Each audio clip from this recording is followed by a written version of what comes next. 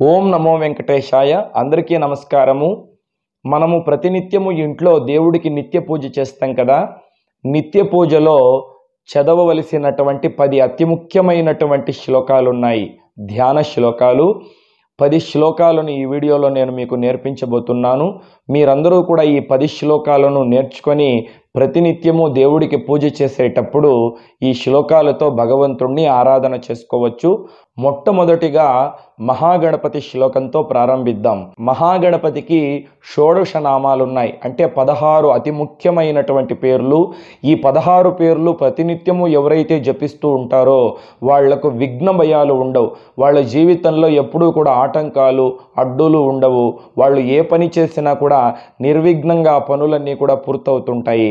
మనము ప్రతినిత్యము ఉదయము పూజలో ఈ మహాగణపతి 16 పేర్లు తలుచుకున్నట్లయితే మనకున్నటువంటి విఘ్నాలన్నీ కూడా తొలగిపోయి మహాగణపతి అనుగ్రహం కలుగుతుంది.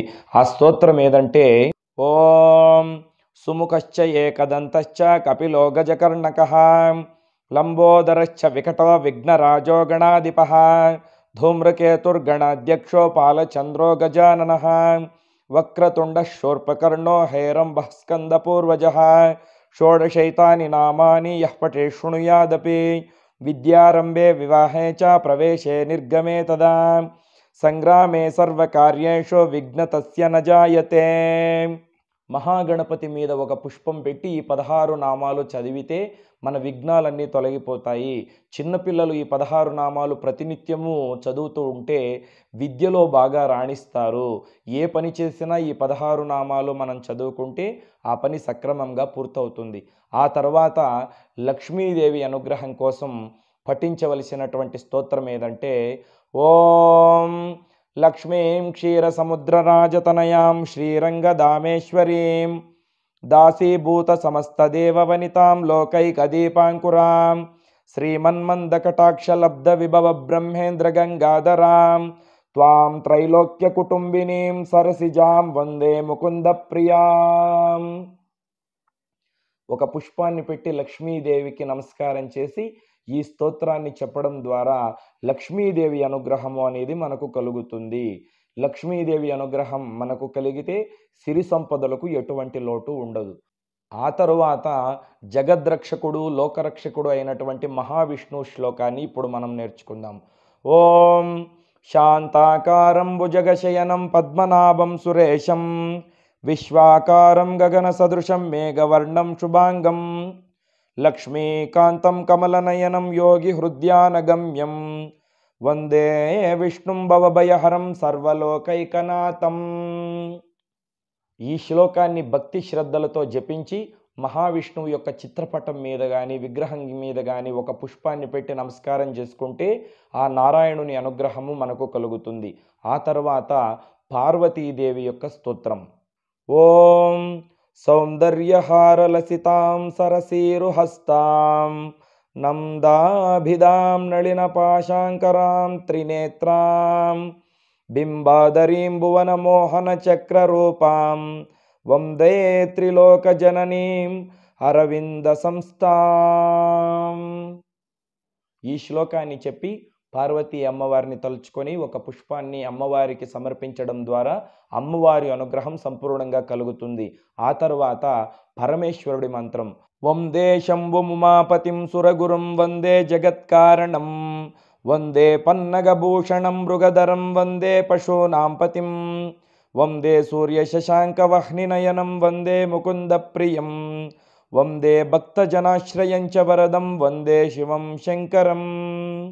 తరువాత రుణబాధలు తీరిపోవడానికి, సర్పదోషాలు తొలగడానికి, ఇంట్లో ఎటువంటి గొడవలు లేకుండా భార్యాభర్తలు సంతోషంగా జీవించడానికి మనము పఠించవలసినటువంటి సుబ్రహ్మణ్య స్వామి స్తోత్రము ఓం నీలకంఠవాహనం దిషడ్భుజం కిరీటినం లోలరత్నకుండలం శూలశక్తిదండకుక్కుటాక్ష ప్రభాభిరామ షణ్ముఖం మాలికాధరం బాలమీశ్వరం కుమారశైలవాసినం భజే.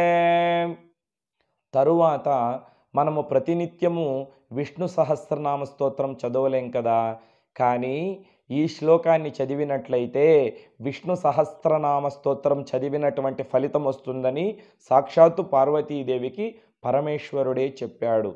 అది శ్రీరామ స్తోత్రం, మీ అందరికీ తెలిసినటువంటిదే.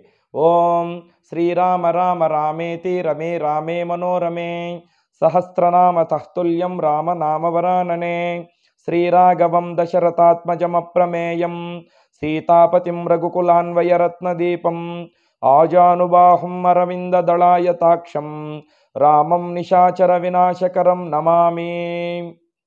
ఆ తరువాత ఆంజనేయ స్వామి స్తోత్రం.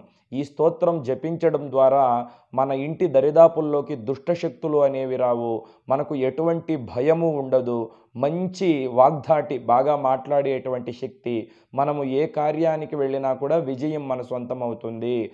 ఓం మనోజవం మారుతతుల్య వేగం జితేంద్రియం బుద్ధిమతాం వరిష్టం వాతాత్మజం వానరయూధ ముఖ్యం శ్రీరామదూతం శిరసా నమామి. ఆ తరువాత సకల దేవతా స్వరూపిణి అయినటువంటి గోమాత మంత్రము.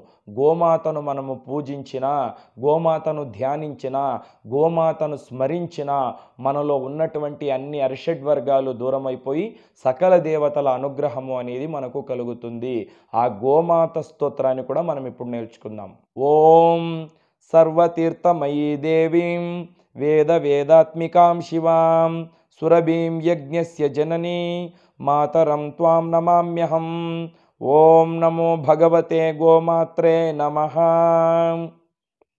తరువాత తులసీదేవి మంత్రం.